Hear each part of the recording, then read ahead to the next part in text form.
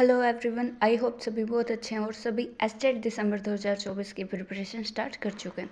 सो इस वीडियो में हम सीडीपी का टॉपिक वाइज सिलेबस एनालाइज करेंगे जो कि लेवल 1, लेवल 2 और लेवल 3 तीनों के लिए होगा।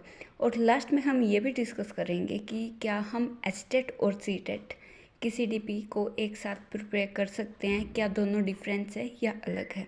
ठीक है, तो स्टार्ट करते हैं। सबसे पहले जो हमारा टॉपिक है वो है concept of development and it's relationship with learning, कि डेवलपमेंट का कॉन्सेप्ट क्या है और लर्निंग के साथ इसका रिलेशन क्या है। Principle of development of childrens means development के प्रिंसिपल्स क्या क्या होते हैं।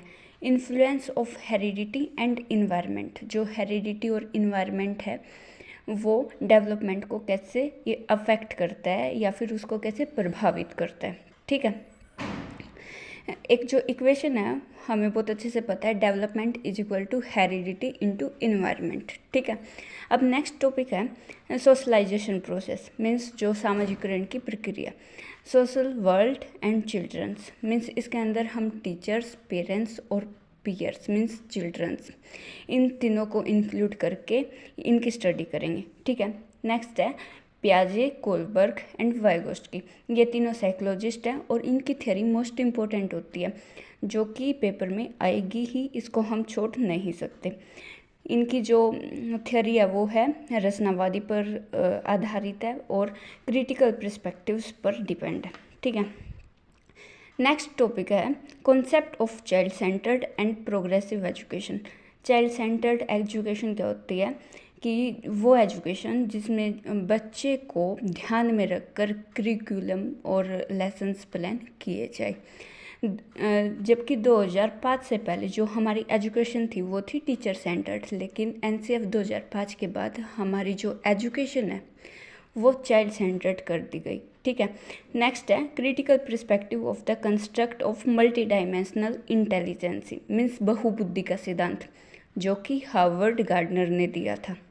नेक्स्ट है लैंग्वेज एंड थॉट मीन्स जो भाषा और विचार एक दूसरे को कैसे अफेक्ट करते हैं और डेवलपमेंट में इनका क्या रोल होता है। Gender as a social construct, gender roles, gender basis and educational practice, individual difference among learners. Individual difference among learners का मीनिंग है कि जो बच्चे हैं, दो बच्चे कभी भी सेम हो नहीं सकते।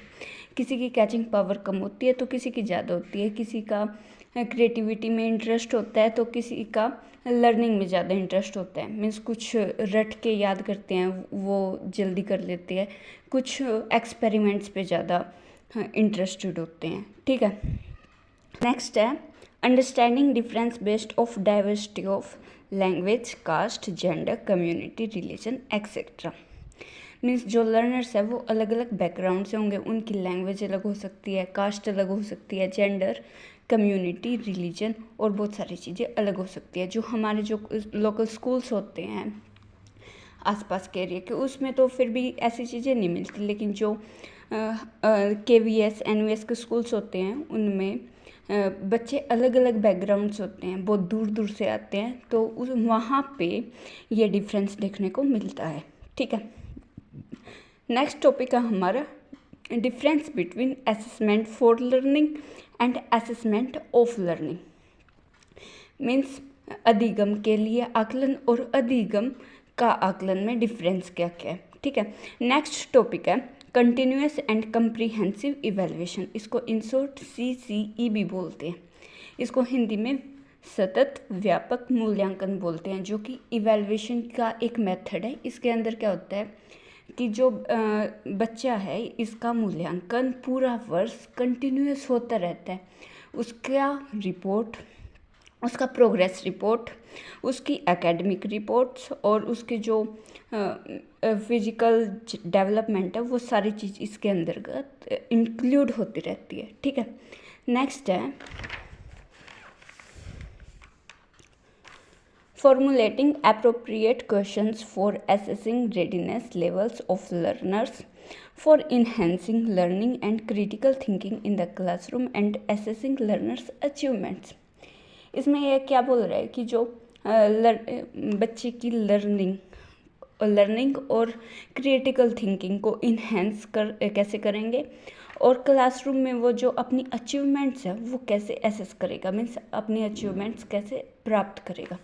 नेक्स्ट है concept of inclusive education, means समावेशी शिक्षा का कॉन्सेप्ट क्या है। And understanding childrens with special needs, और जो चिल्ड्रंस हैं स्पेशल नीड्स के जो स्पेशल चाइल्ड है इनकी नीड्स क्या क्या होती है, ठीक है।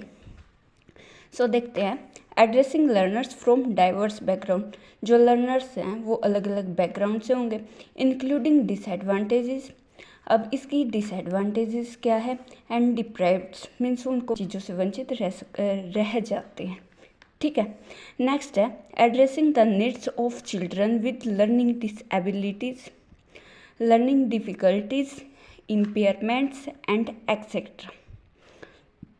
जो चिल्ड्रंस हैं उनकी नीड्स क्या क्या है और उनको सीखने में किन किन डिफ़िकल्टीज़ और इम्पेयरमेंट्स मीन्स डिसेबिलिटीज़ का सामना करना पड़ रहा है, ठीक है। नेक्स्ट है addressing the talented creative special abled learners, जो टैलेंटेड स्टूडेंट्स होते हैं, क्रिएटिव स्टूडेंट्स होते हैं और कुछ एबल्ड स्टूडेंट्स होते हैं, कुछ स्पेशल चाइल्ड होते हैं जिसको डिसेबल स्टूडेंट्स भी बोलते हैं, ठीक है। नेक्स्ट है learning and pedagogy, how children think and learn, बच्चे कैसे सीखते हैं और कैसे सोचते हैं। How and why children fail to achieve success in school performance, और जो बच्चे हैं वो अपनी अचीवमेंट जो है अपनी सक्सेस है उसको अचीव करने में कैसे फेल हो जाते हैं। कई बार वो डिमोटिवेट भी हो जाते हैं और कई बार ज़्यादा ओवरथिंक भी कर लेते हैं, अपने आप को दूसरों से कंपेयर भी कर लेते हैं, जिसके बहुत सारे रीजंस है, वो अपनी जो परफॉर्मेंस है वो अच्छे से नहीं दे पाते। नेक्स्ट टॉपिक है basic process of teaching and learning, जो टीचिंग लर्निंग का प्रोसेस क्या है जो बिल्कुल बेसिक से पूछ रहे हैं। चिल्ड्रंस स्ट्रेटजीज ऑफ लर्निंग, जो बच्चे की सीखने की रणनीतियाँ हमें कैसे कैसे बनानी है। Learnings as a social activity, जो अधिगम है वो एक सामाजिक प्रक्रिया है, कैसे है उसको हम आगे डिस्कस करेंगे, ठीक है। Social context of learning. Next है child as a problem solver and a scientific investigator, जो बच्चे हैं वो प्रॉब्लम सॉल्वर कैसे हैं और साइंटिफिक इन्वेस्टिगेटर कैसे हैं। जो साइकोलॉजिस्ट है वो बच्चों को लिटिल साइंटिस्ट कहकर बुलाते हैं, ठीक है। नेक्स्ट है alternative conceptions of learning in children, understanding childrens errors and significant steps in the learning process. Means बहुत सारे एरर्स आते हैं और बहुत सारे जो इम्पोर्टेंट स्टेप्स होते हैं लर्निंग प्रोसेस में वो क्या क्या हैं हम उनको भी डिस्कस करेंगे। कोग्निशन एंड इमोशंस, मीन जो संज्ञान और हमारा जो भावनात्मक है वो एक दूसरे को कैसे इफेक्ट करता है, एक दूसरे से कैसे इंटर रिलेट है और बच्चे की मानसिक और भावनात्मक को कैसे ये अफेक्ट करते हैं। नेक्स्ट है मोटिवेशन एंड लर्निंग, जो मोटिवेशन और लर्निंग एक साथ कैसे चलते हैं, क्योंकि अगर बच्चा मोटिवेट होगा तो वो अच्छे से लर्न कर सकता है, अगर वो डिमोटिवेट होगा तो वो एक टाइम के बाद वो जो लर्निंग है क्लासरूम की लर्निंग उसको छोड़ सकता है। Factors contributing to learning personal and environmental, इसके अंदर हम डिस्कस करेंगे RTE 2009 means right to education act, और नेक्स्ट है NCF 2005 और NCF 2023 national curriculum framework, national education policy 2020 को डिस्कस करेंगे इसके अंदर। फिर नेक्स्ट है RPWD means right of person disabilities act 2016, जो ये जो एक्ट है ये 2016 में दिया था, लेकिन जो लागू हुआ था ये हुआ था 2017 के अंदर। इसके अंदर 21 डिसेबिलिटीज़ मीन्स 21 डिसेबिलिटीज़ को इंक्लूड किया गया है, ठीक है। तो आई होप आप लोगों को समझ में आया होगा। सो नेक्स्ट हम बात करते हैं कि एस्टेट और सीटेट की CDP सेम है या नहीं है, और क्या हम इसको एक साथ प्रिपेयर कर सकते हैं। तो देखो जो सिलेबस है एस्टेट लेवल 1, लेवल 2, लेवल 3 और सीटेट लेवल 1 और लेवल 2 सबका सेम है, एक वर्ड भी इधर से उधर नहीं है। लेकिन जो डिफरेंस है वो है लेवल ऑफ क्वेश्चंस के अंतर्गत। जो एचटेट में क्वेश्चंस आते हैं वो आते हैं कंटेंट बेस्ड, मीन्स जो ये कंटेंट है इसमें से डीप क्वेश्चंस आएंगे। लेकिन जो सीटेट है, सीटेट में आएंगे अंडरस्टैंडिंग बेस्ड क्वेश्चंस कि बच्चा आप लोगों को उस सिचुएशन में डाल दिया जाएगा कि आप अब कैसे हैंडल करोगे। ठीक है, तो दोनों का सिलेबस सेम है, तो हम दोनों को एक साथ प्रिपेयर कर सकते हैं। तो हमें थोड़ा सा चेंजमेंट ये करना होगा कि एसटेट की प्रिपरेशन के लिए हमें एसटेट के प्रीवियस ईयर क्वेश्चंस को सॉल्व करना होगा, और सीटेट की सीडीपी के लिए हमें सीटेट के प्रीवियस ईयर क्वेश्चंस को सॉल्व करना होगा।